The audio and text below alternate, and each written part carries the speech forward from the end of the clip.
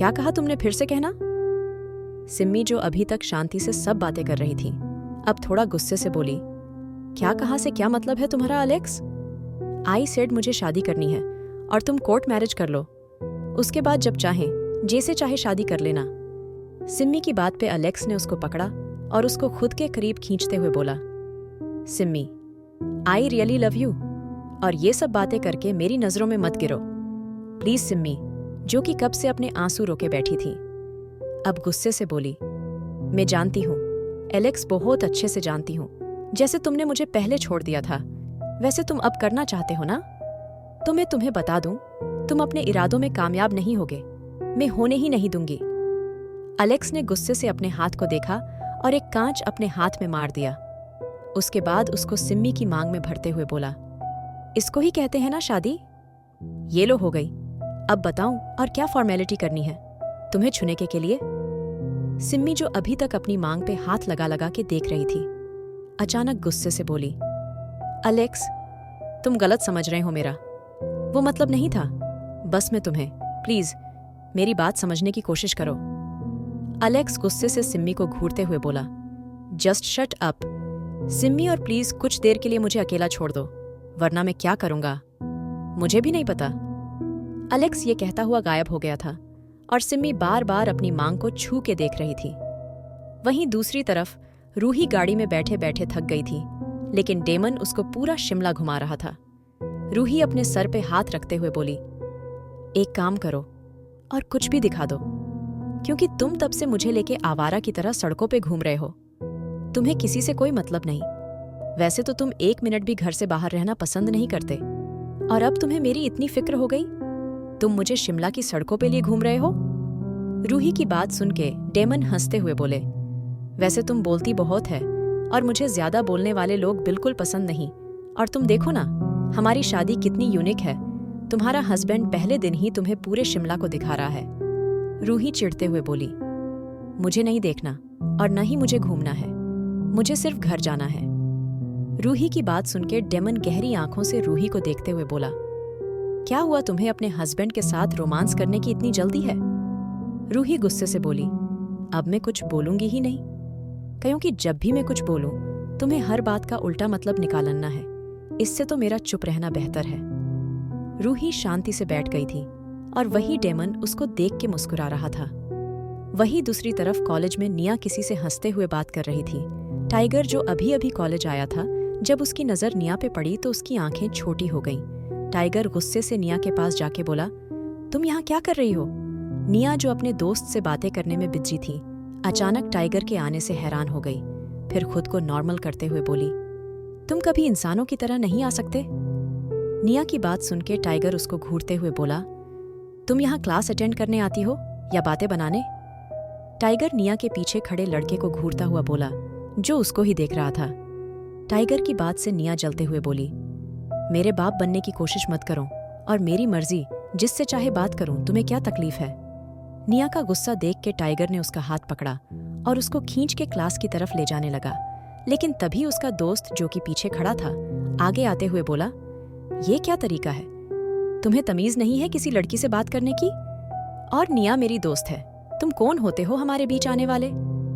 Tiger निया को अपने पीछे करते हुए बोला, ओह रियली? दोस्त? तो तुम इतनी देर से उसके चेहरे को घूरने को बजाय उसकी फिगर पे क्या फोकस कर रहे हो? अगर ये तुम्हारी दोस्त है तो तुम्हें निया की मासूमियत छोड़ के उसका जिस्म क्यों नजर आ रहा है? टाइगर की बात पे वो लड़का बातें बनाता बोला, मुझे कुछ जरूरी काम है, मैं आता हूँ। उसके जाते ही टाइगर गुस्से से बोला, इसके जैसे चमगादड़ देखे पड़े हैं। तभी निया गुस्से से बोली, तुम्हें तो मैं छोड़ूंगी नहीं। प्रॉब्लम क्या है तुम्हारी? और किसने कहा है तुम्हें मेरे दोस्तों को देखने को? निया की बात सुनके टाइगर बिना कुछ बोले उसका हाथ पकड़ के उसको ले जाने लगा और थोड़ा गुस्से से बोला, अगर दुनिया में बहुत सारे बेवकूफ हैं तो तुम उनकी रानी हो। निया भी टाइगर की बात का जवाब देते हुए बोली, अगर दुनिया में बहुत सारे बदतमीज हैं तो तुम इनके गुरु हो। टाइगर निया को घूरते हुए बोला, दिखाऊं तुम्हें बदतमीज किसको कहते हैं? टाइगर की बात का मतलब समझ के निया चुपचाप उसके साथ चलने लगी। वही लेनोरा रजत के सामने खड़ी गुस्से से उसको घूर रही थी। लेनोरा के देखने से रजत कुछ सोचते हुए बोला, आंखें किसको दिखा रही हो तुम? लेनोरा रजत के पास आते हुए बोली। तुम एक मामूली से इंसान, तुमने मुझे यहां बुलाया किस लिए? रजत कुर्सी पे बैठते हुए बोला, भले मेरे पास तुम्हारे जैसी ताकतें नहीं, लेकिन तुमसे ज्यादा शक्तिशाली हूं, और ये बात तुम जितना अच्छे से समझ लो तुम्हारे लिए बेहतर होगा। लेनोरा, जो कि कब से रजत की बात सुन रही थी, अचानक उसका गला पकड़ते हुए बोली, अच्छा सच में? चलो दिखाओ, अपनी ताकत में भी तो देखूं कैसे एक इंसान मेरी शक्तियों का सामना करता है। रजत गुस्से से अपना गला छुड़ाते हुए बोला, शायद तुम्हें पता नहीं, मेरी मदद के बिना तुम कुछ नहीं कर पाओगी, कुछ भी नहीं।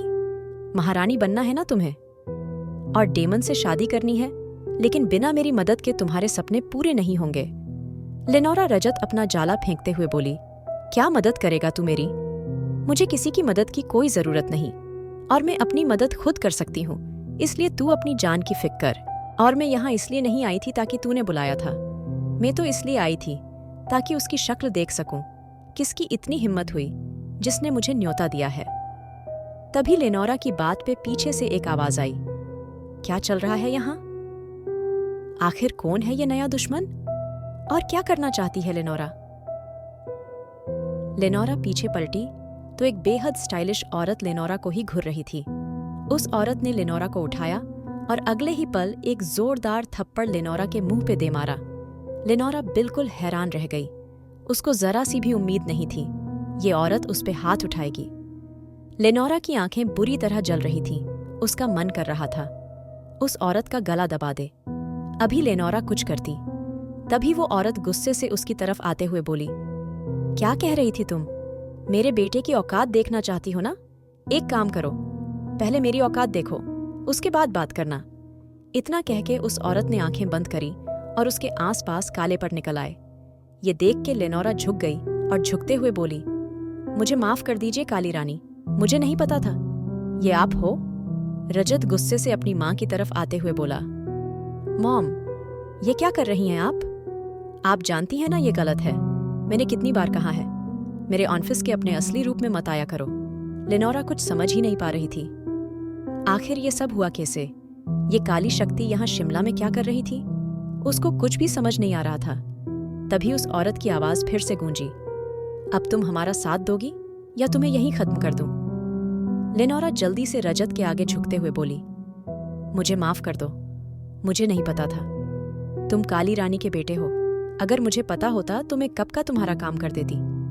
काली रानी हंसते हुए बोली, देख रहे हो बेटा, कैसे रूहानी से सब कांपते हैं। रूहानी काली शक्तियों की मालिक, मतलब काली रानी। इस काली रानी की जिंदगी में कोई रंग नहीं है, और वैसा ही मैं सबकी जिंदगियों को बनाना चाहती हूँ। काली रानी, जो कि रजत की माँ थी, काली रानी के 2 बच्चे थे, रजत और निया। काली रानी कैलिफोर्निया में ही रहती थी, लेकिन अपनी काली शक्तियों के इस्तेमाल से काली रानी पूरे वैम्पायर लोक को अपने कब्जे में करना चाहती थी, जिसकी वजह से महारानी क्रिस्टन ने काली रानी को अपने लोक से निकलवा दिया था। और फिर कुछ दिनों बाद महारानी क्रिस्टन को उनके लोगों ने बताया था काली रानी का खात्मा हो चुका था और अब काली रानी नहीं रही। और उसके बाद महारानी क्रिस्टन ने काली रानी को ढूंढने की कोशिश भी नहीं करी थी, लेकिन काली रानी मरी नहीं थी, वो जिंदा थी। और काली रानी ने इसका फायदा उठा कि शिमला के एक अमीर आदमी ऋषभ रायचंद से शादी कर ली थी। शादी के कुछ दिन बाद काली रानी के अपने ही पति ऋषभ को मार दिया था और खुद उसकी पूरी संपत्ति की मालकिन बन गई थी। रजत ऋषभ के सामने ही हो गया था, लेकिन निया ऋषभ के जाने के बाद हुई थी। रजत में अपनी मां की तरह बुरी आदतें थीं, लेकिन निया के अंदर वैसा कुछ नहीं था।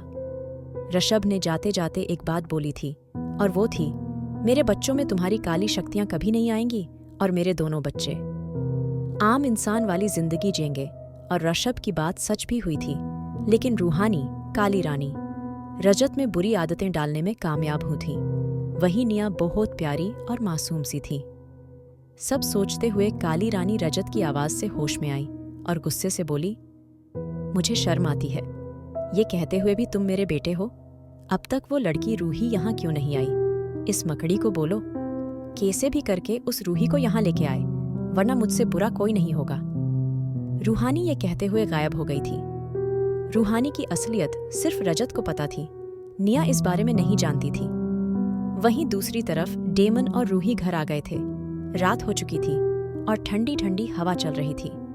डेमन ने रूही को खाना बाहर ही खिला दिया था, लेकिन रूही डेमन से बहुत ज्यादा गुस्सा थी। रूही गुस्से से सीधा अपने कमरे में चली गई थी, लेकिन कमरे को देख के उसके कदम वहीं जम गए थे। रूही की आंखें पूरी खुल गई थी। रूही ने सामने देखा तो पूरा कमरा गुलाबों से सजा हुआ था। हल्की हल्की मोमबत्तियां जल रही थीं और बालकनी से हल्की हल्की हवा कमरे में आ रही थी। रूही की आंखें खुली की खुली रह गईं। तभी पीछे से डेमन, जो रूही को मनाने आया था, उसने सामने देखा तो उसकी मुस्कान गहरी हो गई। रूही अभी कमरे को देख ही रही थी जब उसको अपनी गर्दन पर किसी की गर्म सांसें महसूस हुई। रूही ने पीछे पलट के देखा तो डेमन उसको अपनी नशीली नजरों से घूर रहा था। डेमन हंसते हुए बोला, तो कैसा लगा? सरप्राइज मेरी बीवी को? वैसे इसलिए आज तुम्हें पूरे शिमला में घुमा रहा था, वरना तुम्हें कहाँ चैन है? तुम तो सीधा रूम में ही आती हो। डेमन की बात पे रूही हैरानी से बोली, दिमाग भी ठीक है तुम्हारा? डेमन ने रूही की साड़ी एक तरफ करी और उसके नाजुक कांधे पे अपने होंठ रखते हुए बोला, अभी बताता हूँ, ठीक है कि नहीं? इससे पहले रूही कुछ समझ पाती, डेमन के उसके होंठों को अपने कैद में ले लिया। डेमन धीरे धीरे रूही को किस कर रहा था। रूही भी डेमन का पूरा पूरा साथ दे रही थी। इससे पहले रूही कुछ समझ पाती, डेमन ने उसको गोद में उठा के गुलाबों पे लेटाया और धीरे धीरे उसके बदन के कपड़ों को दूर फेंकने लगा। अब रूही डेमन के सामने बिल्कुल नेकेड थी। डेमन ने अपने कपड़े साइड फेंके और रूही की गर्दन और उसके पूरे जिस्म को अपने होंठों से तराशने लगा।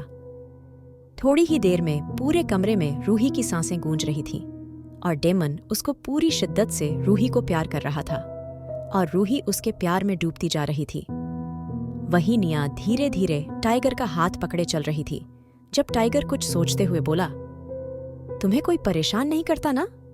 निया कुछ सोचते हुए बोली, क्यों? और मुझे कौन परेशान करेगा? वैसे हाँ, तुम हो तो सबसे बड़े शैतान, तुम किसी का नंबर ही नहीं आने देते। निया की बात पे टाइगर ने सिर्फ गर्दन हिलाई।